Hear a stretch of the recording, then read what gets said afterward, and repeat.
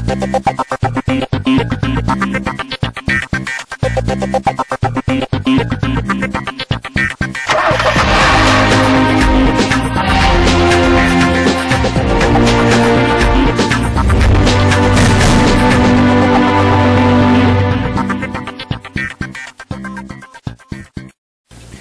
is the program that brings you the very best from the world of wheels and also the prettiest set of wheels at times. Welcome to the Car and Bike Show.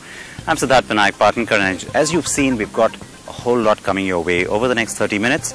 So I will start straight away with the second generation Amaze. No, it's not these cars, in case that's what you thought. We are going to talk about the car that's more relevant to you. Now, the Amaze is a car that's always been pretty popular, especially when it first arrived. And so the second generation brings in a lot more expectation.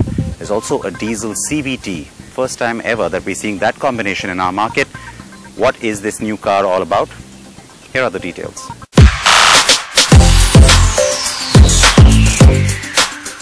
The subcompact sedan segment is here to stay, and with Hyundai bringing in the Accent facelift, Maruti Suzuki upping the ante with the new Gen Dzire, and Volkswagen's Ameya receiving a 1-litre engine, of course Honda did not want to be left behind. And so 5 years later comes this, the second generation of the Amaze. Now, we've already told you a lot about it when we first saw it at the Auto Expo. Finally, we get to get behind the wheel of this one. So what all's new? In fact, this one is based on an entirely new platform. It's 17 kgs lighter than its predecessor. And obviously, you see the biggest change happened here. The front face is entirely new. The rear too is entirely new, and the cabin has been completely spruced up. So what we have here is a new set of headlights, and this huge bit of chrome face right up here is what Honda calls a solid ring face. The face looks like the new generation of the Accord and even the CR-V, but we think it's a bit too much on this one. The lines on the side look impeccable, and even this bonnet is pretty long, and that's because the overall length of the car has increased too. But now this car looks proportionate. It always looked proportionate. It looks better now. The wheelbase has changed too. The wheelbase is more than before, about 65 millimeters more than before, and the ground clearance is up by 5 millimeters. So we'll get behind the wheel of this one and find out how good it is, or how better it has become than its predecessor.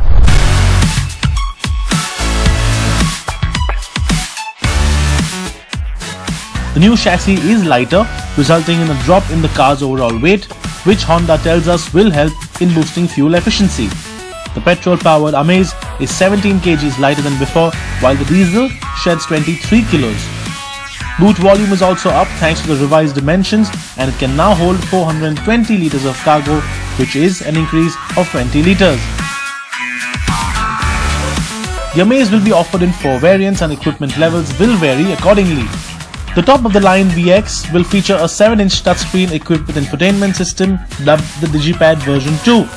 The system is a newer version of the DigiPad seen on the WR-V, the City and even the BR-V.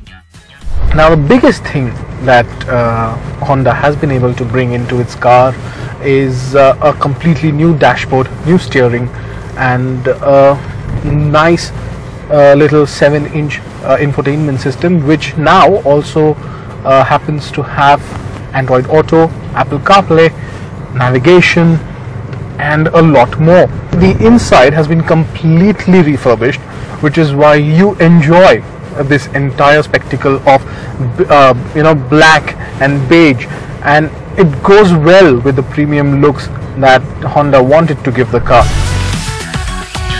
Sadly, these features will go missing in the CVT variant, which sees a very basic music system with white illumination and gets radio, USB, Bluetooth and an auxiliary input.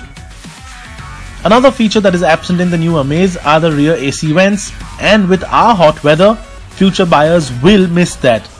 What matters in a subcompact sedan is the space at the rear, and that's what we're going to check out right now.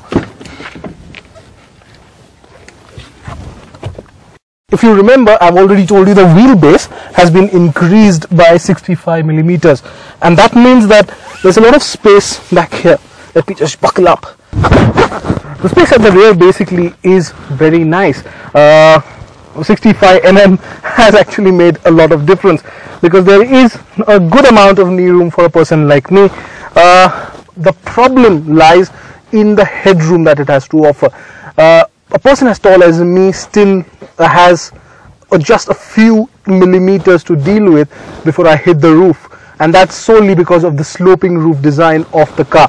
Back here, feature wise, there is probably hardly anything apart from just this 12-volt charger that you get. You must be wondering about why there isn't a rear AC. Well, frankly, what Honda has done is that improvised or improved the capacity of the compressor of the air conditioning right up front, so that it is powerful enough to help the rear passengers get a bit of air. What is also important to know is that there is now an rear seat armrest as well with cup holders. This actually is very comfortable. The only thing is that the headroom is a matter of problem. Honda has gone that extra mile to make sure buyers are also spoiled for choice, which is why you get an automatic transmission in both the petrol and the diesel variant. Now, the Honda Amaze always had something new in it. Even in the first generation, it was the first car from Honda to get a diesel engine.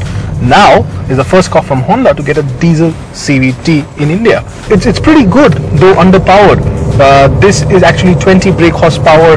The engine produces actually 20 brake horsepower less than the one in the manual transmission. So this one has 79 brake horsepower on offer, and there's 160 Newton meters of torque from as low as 1750 RPM, which means there's good amount of torque that comes into play at very low RPMs, and that's mainly because the CVT has been engineered to do that. So you have power from the word go, and it's very nice. Even in traffic conditions, it's very smooth. On the highway that we're driving right now, it's extremely smooth. There is also a 5-speed manual transmission on offer, but the clutch is a little heavy and even the gear changes are a bit sloppy. The CVT is surely a good option here, and the fact that it returns 23.8 km per litre makes it efficient too. But Honda said that it has worked on the NVH levels on the car, but frankly, we saw a very marginal change. Now listen to this.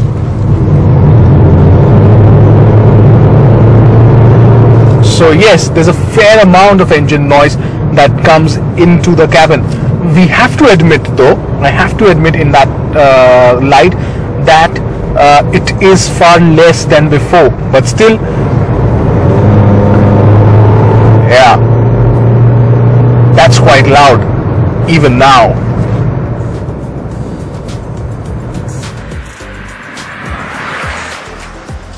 What you're driving right now is a petrol variant. This is a 1.2 litre petrol, churning out about 89 brake horsepower and 110 Newton meters of peak torque. It drives actually very nice. It's very nice to drive.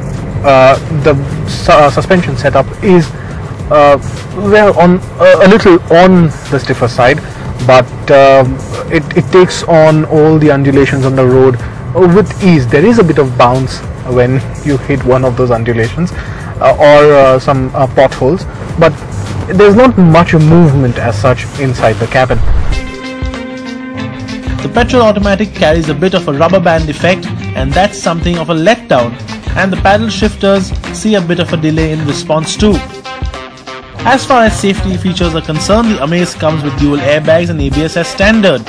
You also get features like rear parking sensors in the lower variants, while the top of line VX also gets a rear parking camera. But the highlight of it all is how Honda has revised service costs for the new Amaze.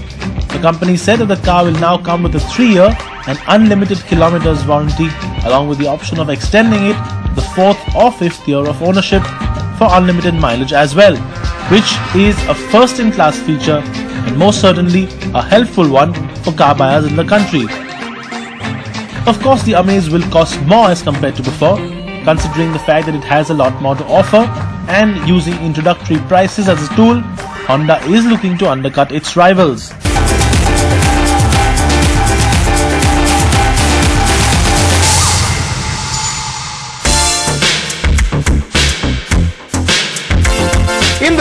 weeks here on this special C&D segment, we have brought you some exclusive stories on Tesla, Byton and of course Mahindra Gen Z. And while these brands are popular and well known in the world of clean electric or autonomous mobility, there is so much more to this segment than meets the eye. So while electric cars is what everybody talks about, it's point-to-point transportation that will actually go electric first, and that's just about started to happen in India as well. And this, as you can see, is the traditional American school bus. It isn't a petrol or diesel powered vehicle, it is actually all electric. These aren't fuel tanks, they are actually massive electric battery packs. So there are 4 of them on this particular vehicle, over 100 kilowatts of power. And this big lump of metal here, that's of course the electric motor, 250 horsepower and 1,000 Newton meters of torque. And that, if you had in your private car, would shed your rear tires all day long. This though is about a 75-mile range, which is perfect considering the fact that it does the same loop every day, dropping children off and picking them back up and dropping them back off again. And that's pretty much exactly what an EV in the current state of things should do. And that is when city transport buses in India will really start to sort of grow into EVs from the petrol polluting massive pieces of junk metal that they are currently. We are at First Priority Greenfleet in Stockton, Northern California, one of the leading service providers for electric commercial vehicles. The company specializes in retrofitment and service of electric commercial vehicles like this school bus. Of course, these are a lot more expensive as compared to your regular diesel buses, but the state of California, known for its strict environmental laws, does help schools procure these buses through grants. The electric school bus right now, base price is about $325,000. And when you take away the $235,000 subsidy, it really nets out to about $100,000.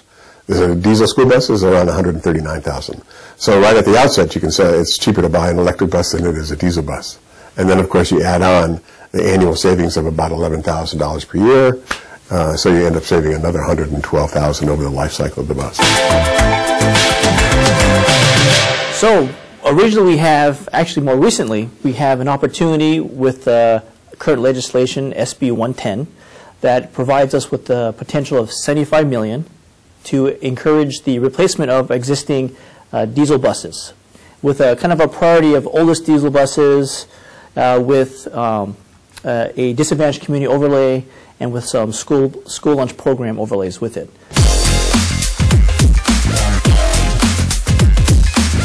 We also had a chance to ride along with one of these buses early one morning before it went on its morning routine. And surprisingly, not only are they much quieter than the diesel ones, they're also much quicker. They come absolutely packed to the grills with smart technology that the driver can keep a tab of through the touchscreen, and with a range of over 100 kilometers, a school bus is the perfect electric conversion vehicle. And of course, a zero-emission vehicle seems to be the one most of these children actually prefer to ride in. The kids that actually ride the electric bus seem to enjoy it more. In one aspect is they don't have to compete with the sound of the bus. It's a quiet ride, and they don't have to smell the diesel as they get on the bus. They seem to really enjoy the fact that they're riding in the newest and, well, state-of-the-art technology.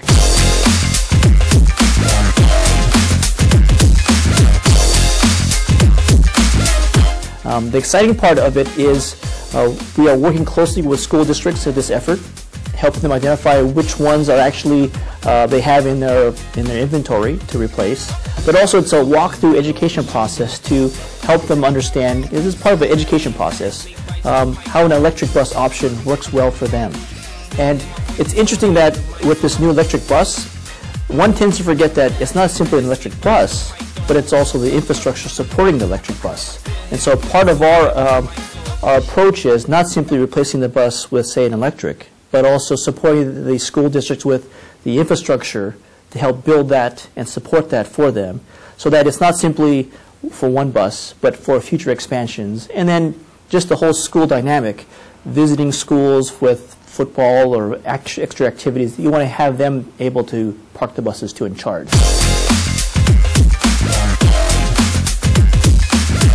companies like First Priority Greenfleet are most certainly making transportation cleaner, but they aren't the only ones.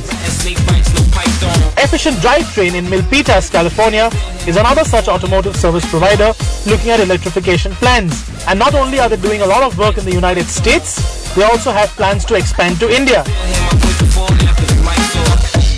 Yeah, so we've been very interested in India for some time. For us, the U.S. and China are our largest two markets, but India is warming up quite a bit, and the government is also starting to invest and push for emissions reduction. So we've been doing business development with a small team there, and we have proposals out for electric buses primarily, and then also some electrified power utility trucks for the utility industry.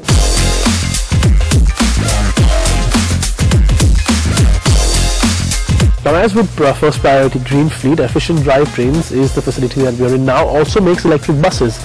Those actually have a longer range than the ones we saw yesterday, even more battery performance, etc. What they also do is retrofit vehicles like this with plug-in hybrid or full electric conversions. Now, they aren't really cheap.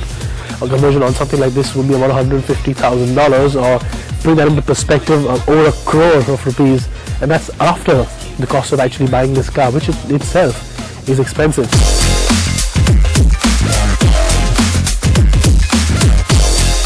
Now, the cool thing about a vehicle like this is not only is it low on emissions and very clean to drive around in, but that engine and the hybrid powertrain combined can actually produce energy, produce electricity. So you don't need to plug it into a grid to operate things like the move on top or the tools that it has. You can actually drive it off the vehicle itself, and you can actually plug it into your grid and power a whole bunch of homes, a whole bunch of equipment just through the generator pack and the engine and the hybrid technology that's on this car. So, a dual game in that sense.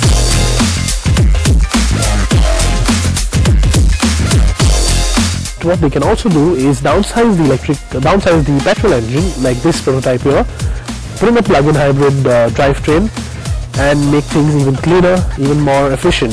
Now, of course, this is a prototype, and it's not in series production. Those buses definitely are. But the technology they're making here, the componentry is what is really interesting, because that can actually power a whole new generation of commercial vehicles, cleaner commercial vehicles all around the world.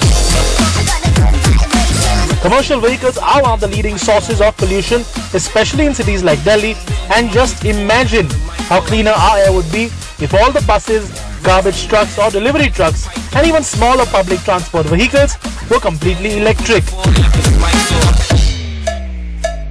So that's it on CNB this week. Please wear your seatbelts. I always say that, even if you don't have these nice fancy yellow ones, wear the ones you have, and helmets if you're on a bike. And join us next week for the AMG surprise. Bye-bye.